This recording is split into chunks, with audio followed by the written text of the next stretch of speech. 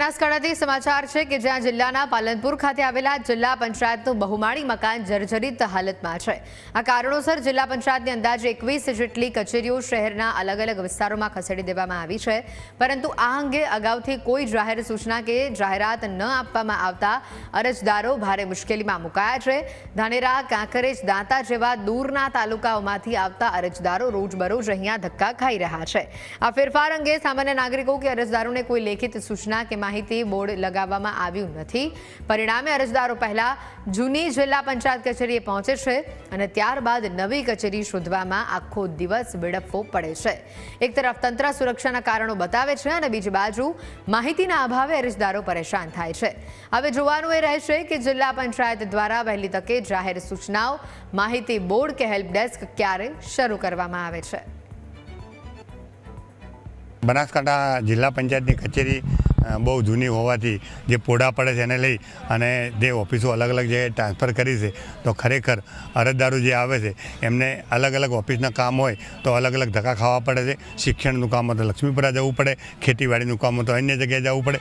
એક જ અરજદાર બે કામ સાથે આવ્યો હોય તો એને ભાડા પણ વધારે થાય, ઓફિસ શોધવામાં પણ મુશ્કેલી પડે છે અને અવારનવાર જે અરજદારો પીસાઈ રહ્યા છે અને ઓફિસ નવી બનવામાં 2-3 વર્ષ લાગશે, તો 2-3 વર્ષ સુધી જે અરજદારો અલગ અલગ જગ્યાએ ધક્કા ખાઈ અને પોતાનો સમય બગાડી, ભાડા બગાડી પરેશાન થઈ રહ્યા છે, એની જગ્યાએ ડીડીઓ સાહેબને વિનંતી કે ઓફિસો એક જ જગ્યાએ સરકાર તરફથી ભાડે રાખવામાં આવે।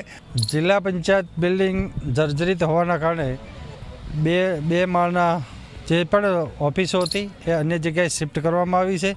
જો કે આ શિફ્ટને લઈને અરજદારો જ્યારે આવે છે ત્યારે નોટિસ ઉપર લખેલું હોય છે, પરંતુ એ જગ્યાઓ ક્યાં આવેલી છે એ પણ અરજદારને ખબર નથી હોતી અને અત્યારે અરજદાર ખૂબ જ અટવાય છે અને વિવિધ જગ્યાએ જવાથી લોકોને ખબર જ નથી હોતી ને અટવાના લીધે અત્યારે જો એને શિફ્ટ કરીને એક જ જગ્યાએ જો બધી ઓફિસો ભાડેથી રાખીને પણ એક જ જગ્યાએ શિફ્ટ કરવામાં આવે તો એનું સોલ્યુશન આવી શકે ને લોકો અરજદારો જે અટવાય છે એ અટવાય નહીં।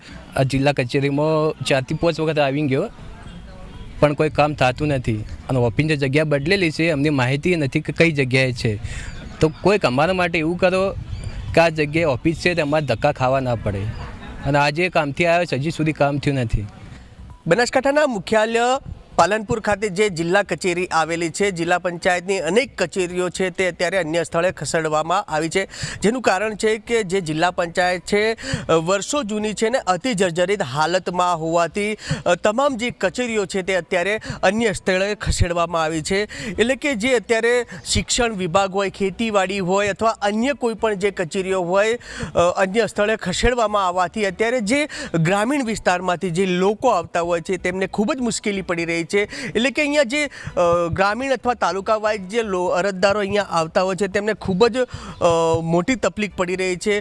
કહી શકાય કે અહીંયા જે અરજદારો આવતા હોય છે તેમને જે કચેરીઓને તાળા મારેલા હોવાથી અન્ય સ્થળે જે આપ જે રીતે જોઈ શકો છો કે એટલે કે અન્ય સ્થળે લઈ જવામાં જે ગ્રામીણ વિસ્તારના લોકો આવતા હોય છે, અરજદારોને ખ્યાલ ના આવતા તેમને અત્યારે તો જે ધક્કા છે તે ખાવાનો વારો આવે છે। આપ જે રીતે જોઈ શકો છો કે કચેરી બદલવાની કામગીરી ચાલતી હોય એટલે અહીંયા કોઈ આવું નહીં કામ સિવાય, પરંતુ જે અરજદારો આવતા હોય છે કામ લઈને તેમનું કામ અત્યારે તો થતું નથી।